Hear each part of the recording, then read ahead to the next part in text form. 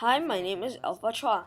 I was 10 years old when I first went for a real holiday, not the kind where I followed my father for business trips. This holiday was actually more of a tour.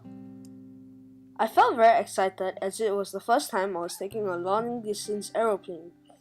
The trip on the aeroplane itself was fun as there was a television in front of every seat and you could even game as there were games stored in it.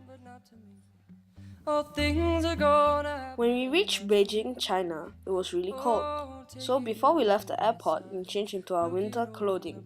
After we crossed the immigrations, we followed our tour group and left for the tour. We went to many places like the Temple of Heaven, Tiananmen Square, the Ming Tomb, the Forbidden City, the Great Wall, and many more. My favorite sight was the Great Wall, as I managed to climb up a whole mountain, or maybe just an oversized hill.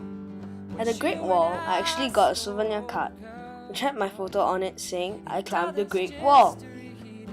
Overall, if it was not for my mom, dad, second sister, I wouldn't have gone on this magnificent trip at all. Thank you, mom, dad, and second sister.